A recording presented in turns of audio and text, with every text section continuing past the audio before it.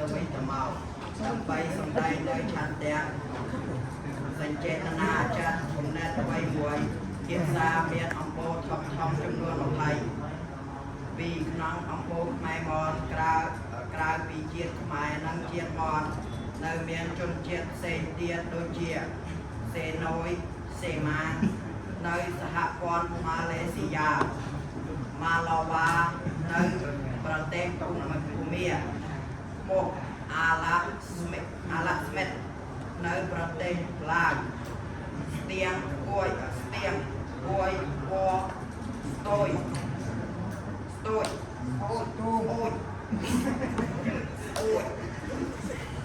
ផងស្នងនៅនៅប្រទេសខ្មែរម៉ង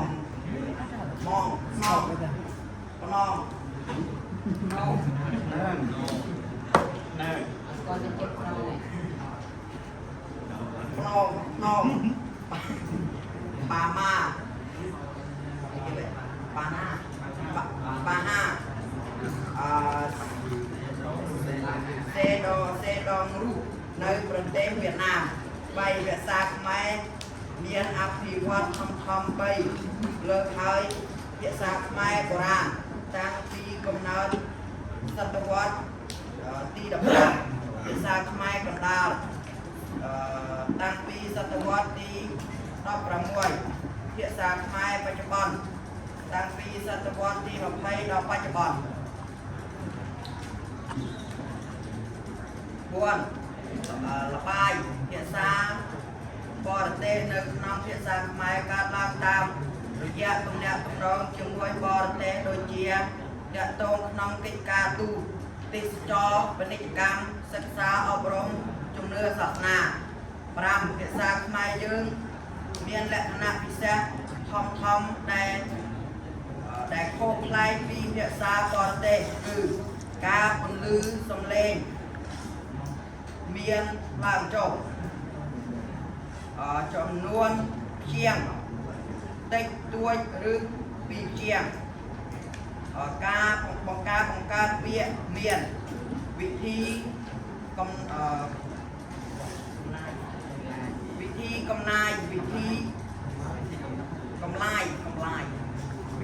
កំឡាយវិធីកំចៃវិធីបន្សំមូលភេទ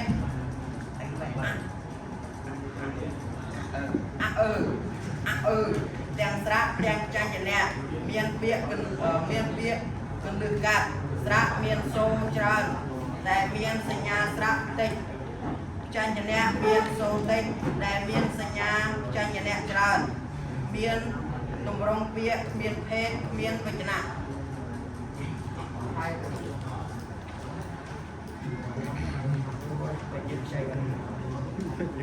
ក្រុមទី4អត្ថបទភាសាខ្មែរគឺជាពាក្យសំដៅដែលយើងនិយាយប្រស័យតើតើគ្នាទៅវិញទៅមកដើម្បីសំដែងនៅឆន្ទៈ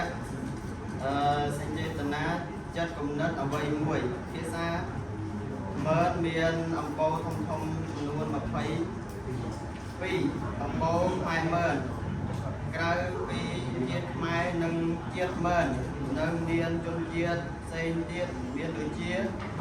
សេណូយសេម៉ានៅសហព័ន្ធម៉ាឡេស៊ីយ៉ាប៉ាឡូវ៉ានៅប្រទេសភូមាណលអាឡាស្មីតនៅប្រទេសលាវស្ទៀងគួយមួយចាននៅប្រទេសខ្មែរមណានបាហាសេដងរូនៅប្រទេសវៀតណាម3ភាសាខ្មែរមានអភិវឌ្ឍធំ3លើកមកហើយតាំងភាសាខ្មែរបុរាណតាំងពីដើមកំណើតដល់សតវត្សទី15ភាសាខ្មែរកណ្ដាលសតវត្សទី16ដល់សតវត្សទី19ភាសាខ្មែរបច្ចុប្បន្នដល់សតវត្សទី20 4 លបាយភាសាបរទេសនៅក្នុងភាសាខ្មែរកើតឡើងតាមរយៈទំ អ្នកដំណើរជាមួយបរទេសដូចជាតាក់ទងក្នុងកិច្ចការទូតទេសចរពាណិជ្ជកម្មសិក្សាអប់រំជំនឿសាសនា5ភាសាខ្មែរយើងមានលក្ខណៈពិសេសធំដែលខុសប្លែកពីភាសាបរទេសគឺការបន្លឺសំឡេងពុំមានឡើងចុះឬលើកដាក់ពោះទាបឡើយចំនួនព្យញ្ជនៈចំនួនព្យញ្ជនតិច1ឬ2ព្យញ្ជនការបង្កើតពាក្យមានពិធីកម្លាយពិធីកំចៃពិធីបន្តមមូលភេទទាំងស្រៈព្យញ្ជនៈមានពាក្យកន្ទៈស្រៈមានសូរច្រើនតែមានសញ្ញាស្រៈតិចព្យញ្ជនៈមានសូរតិចតែមានសញ្ញាព្យញ្ជនៈច្រើនមានទម្រង់ពាក្យមានភេទមានវចនៈ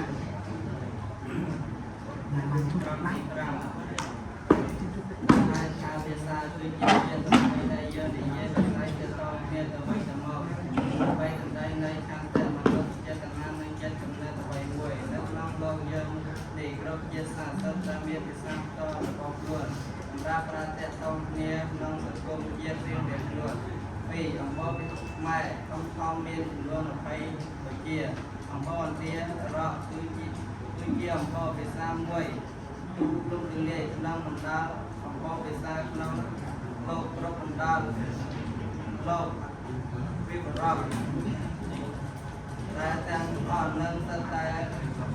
ភាសាធំនៃប្រទេសឥណ្ឌាអំបោខ្មែរមុនគឺជាអំបោសំខាន់មួយនៅក្នុង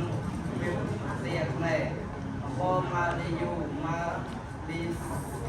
ណេស៊ីគឺជាអំបោធំគួរសំនៅស្ថានភាពកម្ពុជានិងមានកកក្នុងភាសាខ្លះនៃមហាសមុទ្រប៉ាស៊ីហ្វិកនិង